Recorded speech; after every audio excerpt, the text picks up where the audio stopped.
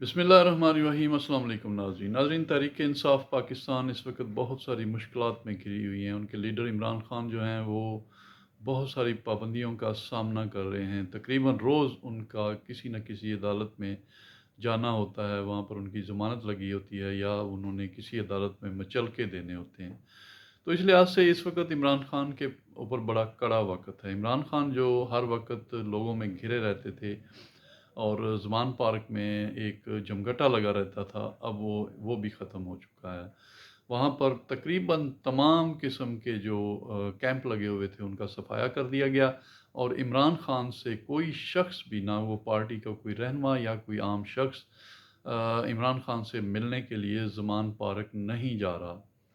सिर्फ़ और सिर्फ़ वकला हैं, वकला लाहौर हाई कोर्ट के हैं जो तकरीबन रोज़ इमरान खान से मिलने जाते हैं। वहाँ पर उनकी मीटिंग होती है, वहाँ पर वो मामलात को डिस्कस करते हैं और इमरान खान उनको कहते हैं कि वो जो लोग अरेस्ट हैं उनके सिस्टम में अपडेट होते हैं कि उनकी क्या मदद की जा रही है इंसाफ लॉयर फोरम की तरफ से और वकला उनकी किस हद तक मदद कर रहे हैं। ये ब्रीफिंग वगैरह वो लेते हैं। इसके अलावा कोई शख्स जो है ज़मान पार्क की तरफ का रुख नहीं करता। इमरान खान शायद बुलाते भी होंगे, लेकिन फ़िलहाल किसी किस्म की मूवमेंट जो है किसी भी पीटीआई के सियासी लीडर या आम वर्कर की वो वहाँ पर नहीं हो रही।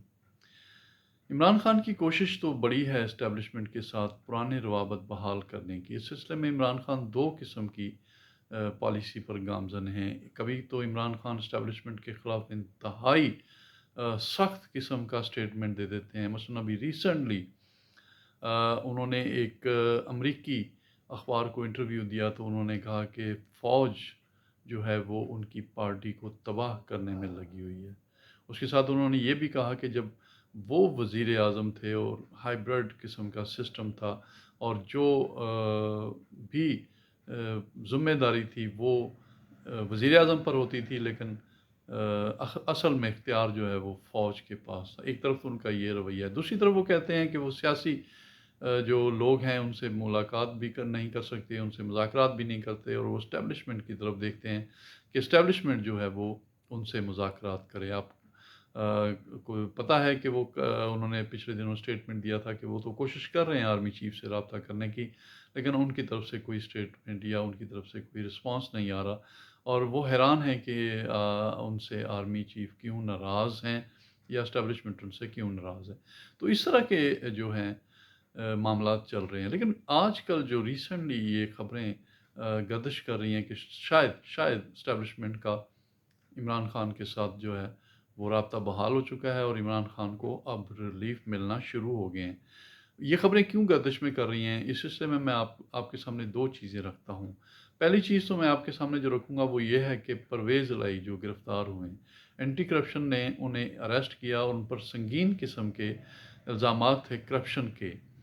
उन पर इल्ज़ामात थे कि उन्होंने जब वो वज़ीर आला थे तो उन्होंने करप्शन की थी और अरबों रुपए की करप्शन की थी। एंटी करप्शन ने उस सिलसिले में उनके ख़िलाफ़ एफआईआर दर्ज की थी और वो ज़मानत पर भी थे।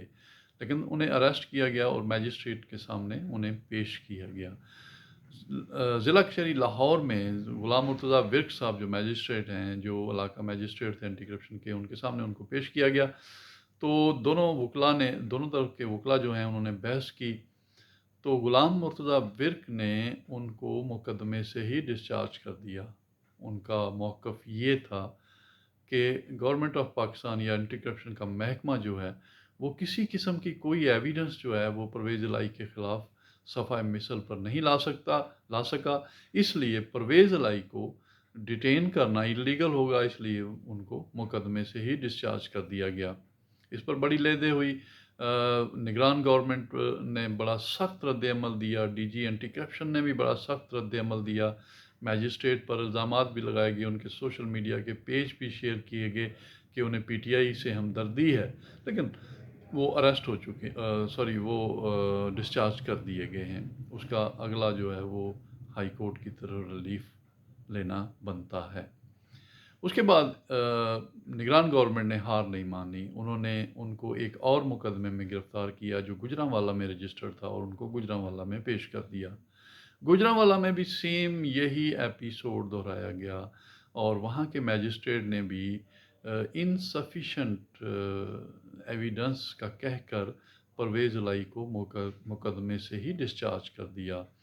یہ ایک اور صبح کی نگران گورنمنٹ کی ہوئی۔ پہلے تو انہوں نے کہا جی یہ میجسٹریٹ جو ہیں وہ 22 تھے، پھر گجرانوالہ کے میجسٹریٹ نے بھی ان کو وہاں سے ڈسچارج کر دیا۔ تو پھر نگران گورنمنٹ نے جو رانا ہیں جو رانا انتظار جو صدر ہیں لاہور بار کے، ان کے بارے میں کہا کہ وہ اپنا انفلوئنس جو ہے استعمال کرتے ہوئے ان کو مقدمے سے ڈسچارج کروا رہے ہیں۔ لیکن اب حیران کن بات یہ ہے کہ ایک چھوٹے سے مقدمے میں ان کو جیل بھیج دیا گیا ہے۔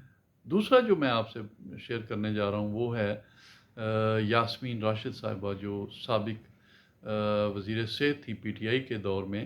ان پر جو بڑا سنگین الزام تھا وہ یہ تھا کہ انہوں نے لوگوں کو انسٹیگیٹ کیا تھا کور کمانڈر ہاؤس لاہور پر حملہ کرنے کے لیے، اور لوگوں کو وہاں پر لے کے گئیں لبرٹی سے، اور وہاں پر جا کے انہوں نے اس پر حملہ کیا۔ یہ بڑا سنگین الزام تھا۔ اس میں آپ جانتے ہیں کہ ان کو پولیس نے اریسٹ کیا ہوا تھا، اور ان کو کافی عرصے سے جو ہے مختلف جیلوں میں بھی گھمایا جا رہا تھا۔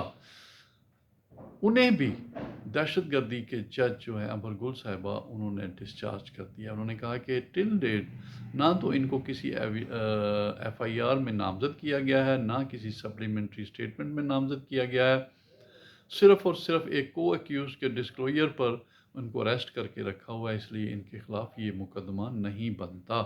انہوں نے بھی ان کو مقدمے سے ڈسچارج کر دیا ہے۔ اس سے آپ اندازہ لگا سکتے ہیں کہ جوڈیشری جو ہے وہ اتنے سنگین الزام کے بعد بھی لوگوں کو کس طرح ڈسچارج کر رہی ہے۔ تو اس سے لوگوں میں آج کل یہ خبریں بڑی پھیل رہی ہیں کہ شاید اسٹیبلشمنٹ جو ہے وہ اور عمران خان کا کسی جگہ پر کوئی ایک پیچ اپ ہو چکا ہے، اور اس وجہ سے ان کو اتنا ریلیف مل رہا ہے۔ لیکن میرا خیال یہ ہے کہ ایسی کوئی بات نہیں۔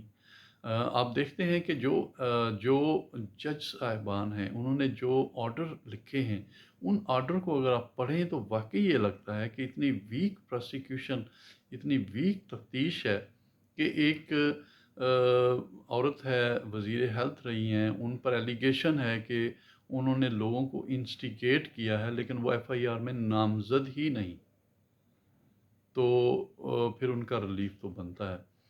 تو دوسری طرف دیکھ سکتے ہیں آپ کہ کتنے لوگ ابھی تک جو ہیں وہ جیلوں میں بند ہیں۔ اگر اس طرح کا کوئی معاملہ ہوتا تو پھر ان کو بھی ریلیف ملتا۔